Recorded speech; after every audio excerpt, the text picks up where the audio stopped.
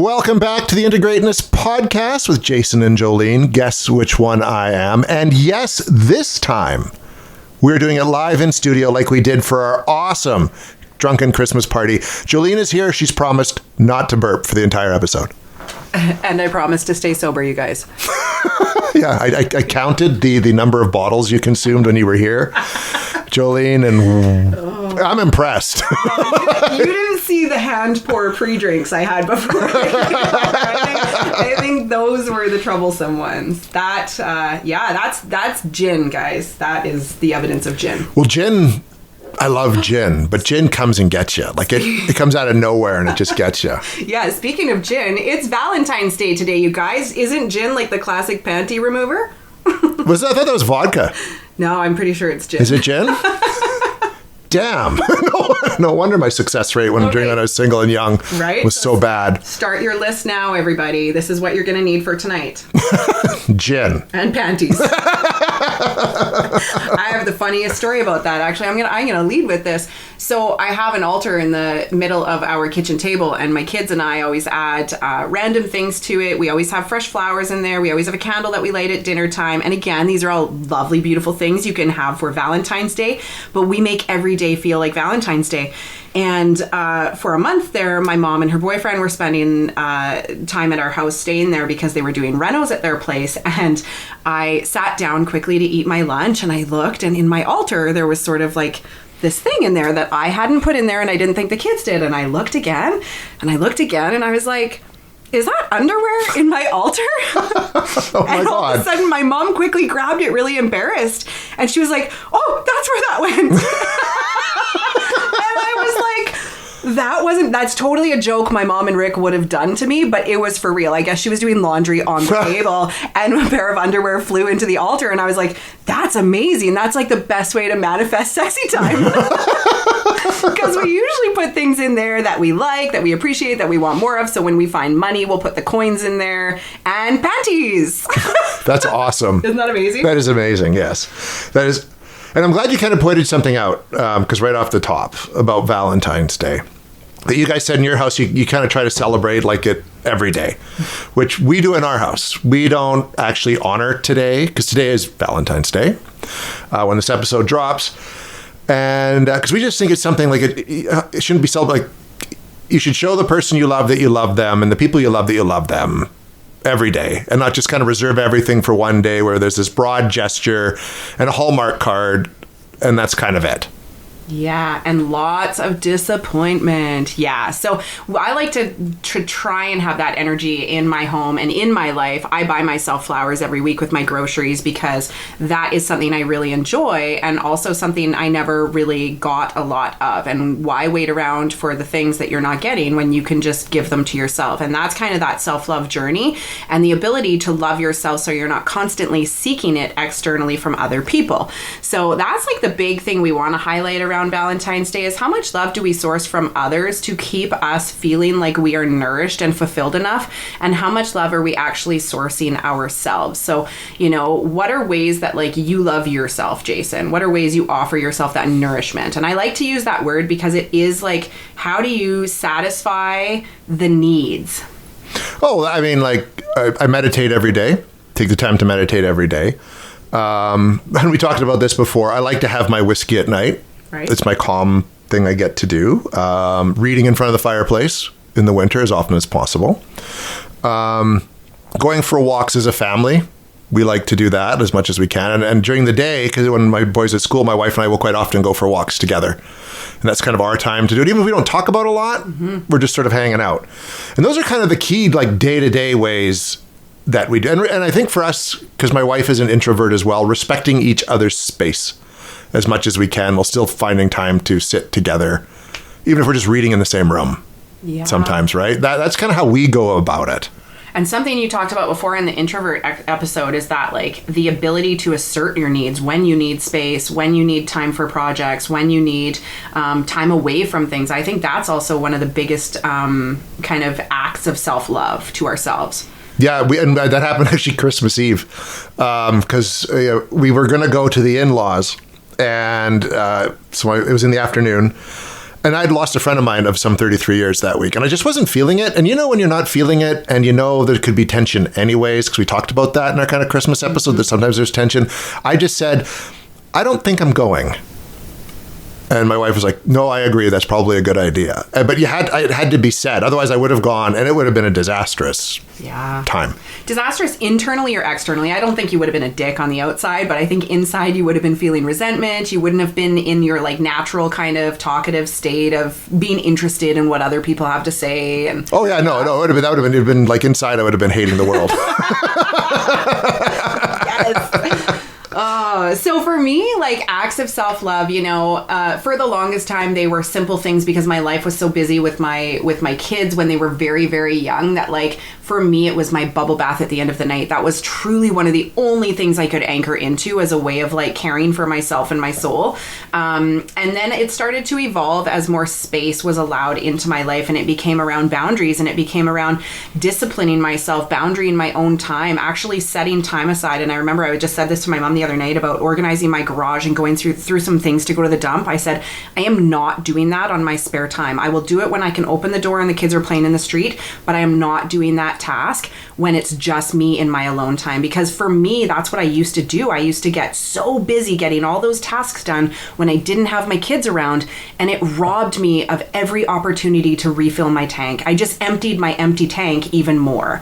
So that's the stuff that I've learned to boundary is when I have hands-free, kid-free time, I really prioritize it in nourishing myself. And sometimes I choose to do nothing. And for me, that's never nothing, if you know me, but it would be meditation, journaling. I prioritize my Pilates, my physical stuff now. And again, that's a lot of mental and emotional kind of processing there. I prioritize sort of who I'm hanging out with, how I'm using all of that time. So for me, discipline and boundaries became a huge form of self-love, as well as all the fluffy stuff. I love flowers on my table. I love treating myself to something that tastes delicious. Even I just brought myself a tea over today to just enjoy that while I was doing this. All these little things I do with the intention of nourishing myself and being kind to myself. I think so many women are kind of, I don't want to say brainwashed, but essentially socialized into this kind of martyring. Everything you give of yourself is linked to your purpose and your worth and things like that. And there's so much bragging and pride, and I know because I've been there, in how much you sacrifice yourself. And I very intentionally am making efforts not to sacrifice myself where I don't need to. And it's okay to nourish myself, and it's okay to put myself first, and it's okay to be proud to do those things. Well, and you know what? It's funny, because we were talking, I think it was last week, about the mom shaming that goes on. Because I know both my wife and another friend of mine she recently became a mom in the last few years, mother of two. She said there was this impression that no matter how good you're doing as a mom and as a parent, it's still not good enough. Mm-hmm. For women. Guys, it's kind of, we get off easy. Guys get praised. Right? They're at the grocery store with a kid. Yeah, I know, right? That's what I mean. We get off easy. Oh, you're actually engaged with your child? Well, good for you. That's awesome, right? But for women, it's so much more. So it's good to kind of realize you don't have to live up to that standard. Yeah. And I mean, that is both internally, and socially conditioned, right? It's what we take on ourselves. It's what we heal from our bloodlines. I look at the sort of what my mom navigated being a mom when I was younger, and then what her mom probably navigated. So there's a lot of that intergenerational healing that occurs through all of that process. But that's actively what a self-love journey looks like for me, which then transfers into how I seek love externally. So, healing a lot of codependency from previous relationships, and that, again, tendency to take on more than needed to maintain either the status of the relationship or purpose or worth or any of those things, which then just create really lopsided dynamics in partnerships, right? They're not actually partnerships.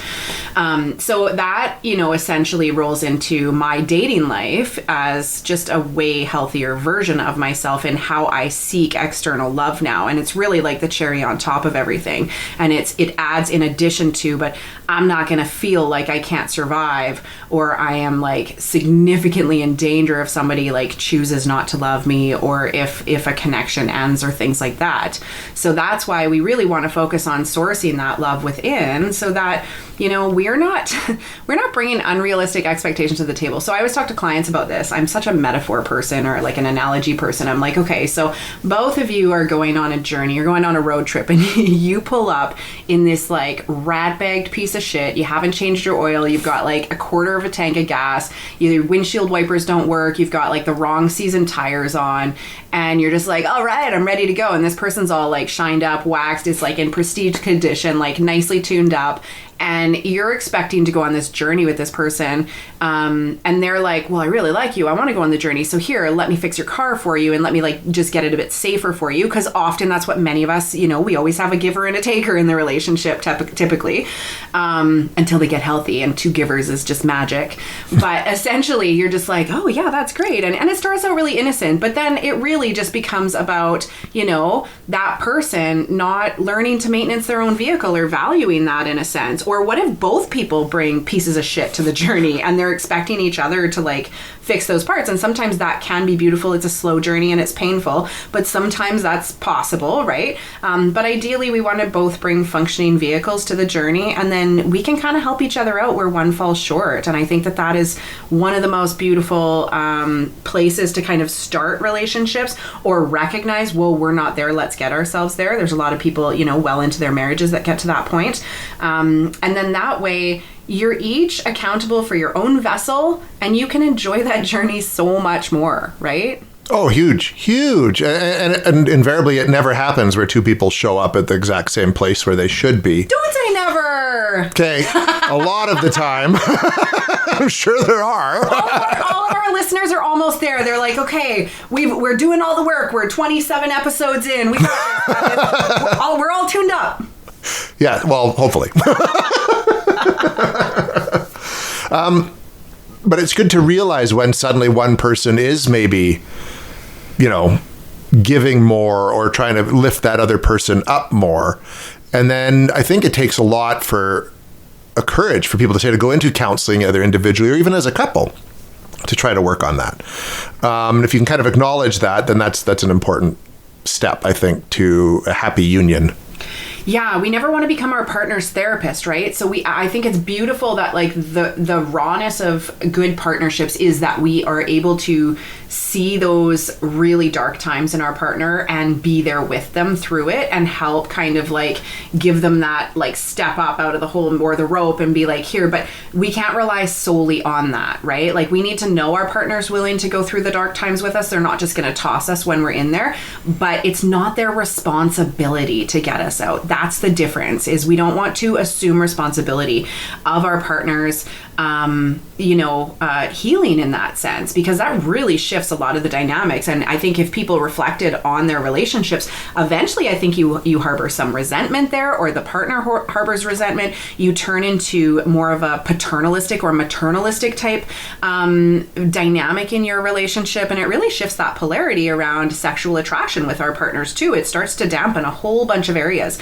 When our partners or we can go to another source and get our vehicle maintenance in a sense of like accepting responsibility, and also honoring that some of the things we need to work through actually don't have anything to do with our partnership, and our partner doesn't need to go through that part with us. That's our old shit, right? That we can do another place to bring our best selves forward. I really believe that when we can bring our best selves forward, the rest will really unfold the way that it needs to, as long as each person is committed to being their best self, you know? Exactly. And like you say, once each person is committed to being their best selves, they can then honor the other person's boundaries. And kind of I think there's a point, and this is something I started to do as I dated, because I hated dating, like a lot.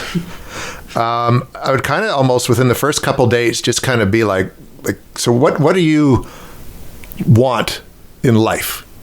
That conversation would come up a lot earlier. So just, usually when you date, you're just having fun, and you're like eating and you're going out for dinner and whatever. Cut to the chase. Yeah, it's like, what do you want out of your life? Because if their life goal wasn't matching with mine, I'm like, I'm not fucking wasting any more time. You're nice, but I'm not, like, no. Totally. Because you're setting yourself up for disaster like 6 months, a year, 2 years down the road. Yeah. I think, and I think that is also like a piece of maturity that happens as we grow older as well, and we cut to the chase, and we're, hopefully not sourcing so much acceptance as we are alignment, right? Yeah. Oh, I like that. That was good. Yeah, it was very good. Very good. Because, okay, I'll leave that there. Boom. Where's our drum roll? So now we're kind of going to shift into like Valentine's Day mode, because people are at all different stages, right? Like I remember in the early years, Valentine's Day, like if I were to kind of scan, okay guys, so my birthday is on February the 19th. Okay, listeners, you got that? It's on the 19th. 5 days from now. And my favorite things are. So it came right after Valentine's Day, and that was just such a like shit week, because there was a lot of pressure if I ever had a partner during that time. And like my longest term partner, my ex-husband, that was not his forte. Like that wasn't his jam. So there was a lot of like awkwardness during that entire week, right? But I think about like the span of my lifespan and what Valentine's Day meant. My mom was always one of those moms that would like put chocolates and fun things in our lunches, and I remember that. But I remember like one of the best Valentine's like efforts, and I'm gonna say efforts because it's not about the monetary piece, it's not about the gifts, but it was about the efforts, was when I was like 16 or 17. I think it was like grade 11. A guy I was dating at the time, fucking top notch, you guys. I'm pretty sure it was his mom. She was lovely. And that's the other piece, which is really beautiful, is that he like let his mom do it, and he was quite proud, and he probably, But anyways, I got like a red satin robe. Oh, wow. I know. In like grade 11? Yeah. Wow. It was amazing. And it was this beautiful red satin robe, and I think perfume. And then like a little cute teddy bear or something. And that was kind of for Valentine's and maybe my birthday or something. But it was so thoughtful, and it was so beautiful and classy. And I remember feeling so special. Like, wow, that was a lot of effort for this age group. Like I never expected that for myself. I just remember how profound that was. And then, you can kind of scan the lifespan of like when you're single and what that feels like. And like, then people I never really looked for temporary Valentines. I was like, oh, whatever. But when you're out at the bars on Valentine's Day, that fucking rose lady comes along. And there's some chick who's always got like a dozen roses. They're all from the same dude that she probably like will never pay attention to. But like, you just think about all those dynamics. She made a killing, that rose lady. She was, I know. Is she probably still out there actually? Like, yeah, she's genius, hey? And she always show up at like 11 o'clock at night when most people are like hammered. They still got money. But they still got money. So you're just that perfect mix for her. It's like, I'll spend $50 on 50 different roses or whatever. Totally. You know what I mean? Because somebody's like, I still got 3 hours to get in this girl's Yeah. I got 3 hours to get in her pants. Okay. So anyways, rose lady. Love you. But that's kind of the thing. And then like you move into longer term partnerships, and like that's something that, depending on your love languages, which go back and listen to those episodes, but like sometimes that starts to dwindle away. What I noticed is that I stopped receiving. So I would do and that's not the case anymore, guys. I'll receive. I've worked on that a lot the last 2 years, but it was around like, oh, well, don't waste your money. And it is ridiculous. Don't waste your money on flowers on Valentine's Day. Like buy them ahead of time if you want, or wait until like after like my birthday when it's a little bit cheaper or something. I started kind of pushing that away and seeing myself as not worthy of those gifts, and not worthy of like, why would you spend that much, or why would you, because it was a big week of receiving. And I think there was so much disappointment at times when I had hoped to receive and didn't, that I just like stopped it altogether and was like, I just saving myself from disappointment. So I actually healed a lot of that a couple of years ago. In terms of anyone who follows my business page, I bought this like Jolene sweater, and it was a huge self-love act for myself, because people had kept sending it to me, and I was like, fuck, why would I wear a sweatshirt with my name on it? And then I was like, Jolene, why wouldn't you wear a sweatshirt with your name on it? You were the most worthy person of wearing this fucking sweatshirt. So I bought it, and I was like, I am so embarrassed to wear this. People are going to think I'm so conceited, so full of myself. Like, I can't. Now I wear that goddamn thing with pride, because it really was like an acknowledgement of like, no, if anyone is more worthy, like friggin' Stephanie shouldn't wear this. Sally shouldn't wear this. Rebecca shouldn't wear this. Jolene should wear this. Yeah, it's the Jolene sweatshirt. Like, come on. Yeah. It says Jolene like 4 times, and it's like a coral color with pink writing. Like, it's quite bold. It's very dolly-ish, but that was like a big part of my self-love journey, is looking at those things like, how open and how willing am I to receive? And I put a block up there to protect myself from disappointment for quite a few years. Interesting. I think we all do it at some point, right? I remember back at, like, now at school on Valentine's Day, every kid has to give every other kid a Valentine. They've made it's mandatory, because if you think back to when we were in school, it was so sad. There's always, and they made a deal out. Okay, you can open, because you put those things on your desk, and the kids would drop throughout the week, and then there's a point on Valentine's Day where everyone said, "Okay, now open up your Valentine's sacks," whatever they were called, and there was always the kid that got nothing, or only one or two or something, right? I even some years got nothing or one or two, and it was the shittiest feeling, even though, like, you don't put weight on it, the people can tell you it doesn't mean anything. When you're a kid in school, like between the ages of like 5 and 12, it means a lot.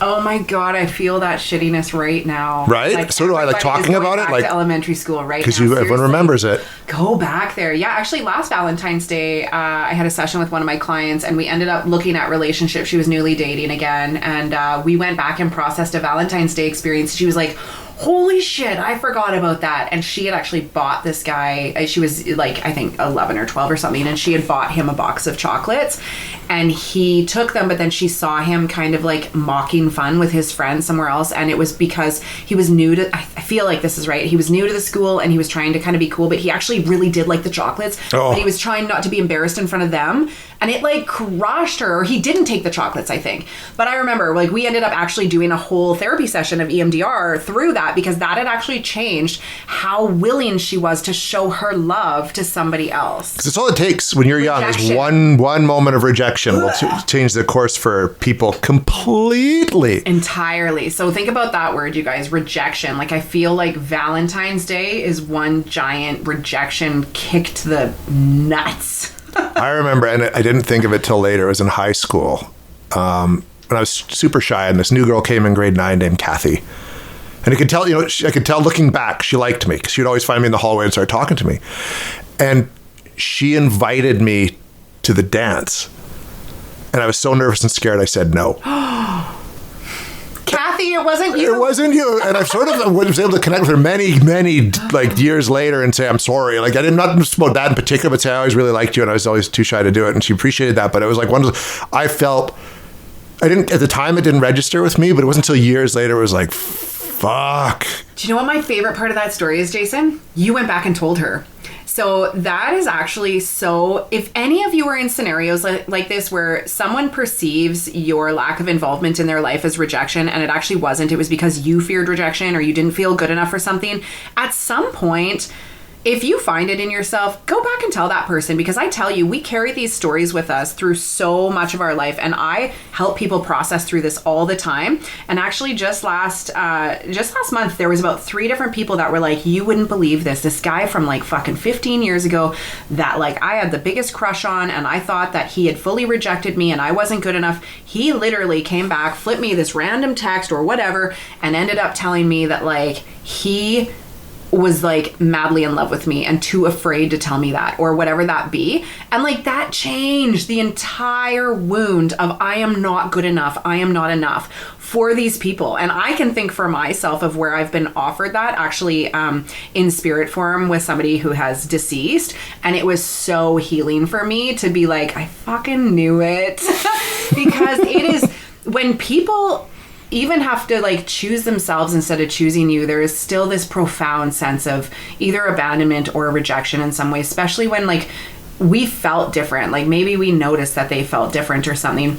If you are ever on your healing journey and feel like you need to reconcile some of that for other people, this is your sign, this is your encouragement to go and do that. You can really change that person's life, and where that wound was activated for them, sometimes that actually just ties it up in a giant bow. And that is one of the most beautiful gifts you can offer people sometimes. Even if it takes 20 years. Oh my God, yeah. However long it takes, Absolutely. It's important to do it. And if you'll be, like, I know with her, there was an opportunity that came up, because I saw something she was posting online about just having a really tough go or something like that.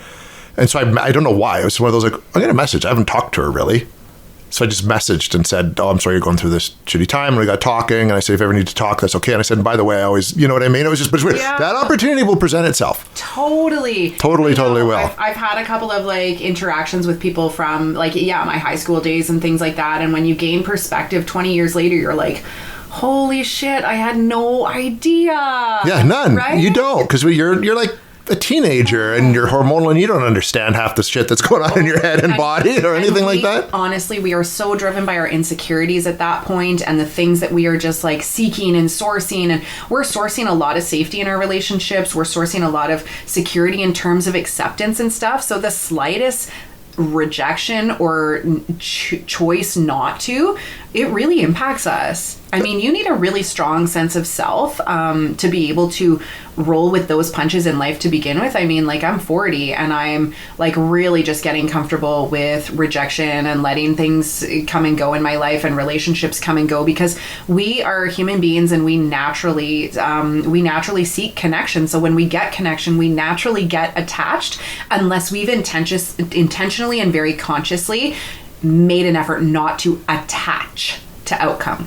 Yes, which is hard. Yeah. As people. We're hopeful. We get this idea. We fantasize about the future. We look at the potential of. It's like we're always forward thinking, you know, when we dive into friendships, relationships, workplace, partnerships, things like that, right?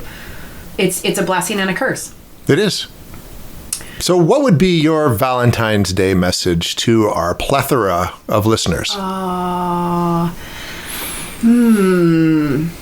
Indulge. Allow yourself to indulge, right? And if you have a lover or a partner or anybody that you can show your love to, like, so vulnerably show your love. That is going to be the biggest gift to yourself and the biggest gift to them and especially when we have someone to receive our love. I think that is so beautiful. So many of us have so much love to give and it's just not received in some places. So I think that if you have someone to receive that is a beautiful gift that you should take advantage of. And then in turn, also receiving your own love and allowing yourself to indulge, unapologetically, and however that looks. If you want to treat yourself to a great meal, if you want to treat yourself, some people do like anti-Valentine's Day things to like protest and stuff, or they hang out with friends, or they treat it just like any other day, you know, but I encourage you to like choose different, right? Because, sometimes I think we do get into these slumps and these habits of things, like choose different. Maybe you want to find somebody that might be lonely or heartbroken, or it's their first time. Maybe there's a widow out there somewhere who lost her partner. Maybe you want to shower them with love. Maybe you want to shower them with something that feels good. Love doesn't always have to be romantic. We have friendship love. We have just a universal love that we can share. And that's really what's kind of highlighted today. And then get some chocolate, cheesecake. Actually, cheesecake, that's my jam. Hey guys, I like cheesecake. My wife does too, loves cheesecake. Jess and I need to get on that then. My birthday's in 5 days, guys. I like cheesecake. In case you didn't pick it up the first time. And honor yourself. So for me, it'll probably be bubble bath, lots of great things, pleasurable, self-pleasuring things. And just enjoy the shit out of it, you guys, right? And that's what I mean. Share it with others, share it with yourself. Just make sure you enjoy it. Make sure you are able to receive. I think that'd be my big takeaway too, is be willing to accept whatever comes your way. Yeah. Right? Yeah. It's important. Okay then.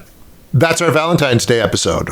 Or is it kind of an anti-Valentine's Day episode now? It's a bit of both. It is, isn't it? It's a bit of both, because I really do. I mean, I am not one of those people that disregards the holiday. I can't be one of those people that are like, it's just a Hallmark day. Because I've been socially conditioned otherwise, right? Yeah. Think back, there's Valentine's. How many people prepped Valentine's with their kids and did cute little things and made fucking heart sandwiches and whatever else, right? How many people are going to go to the store tomorrow and load up on the 50% off Lindor chocolates, right?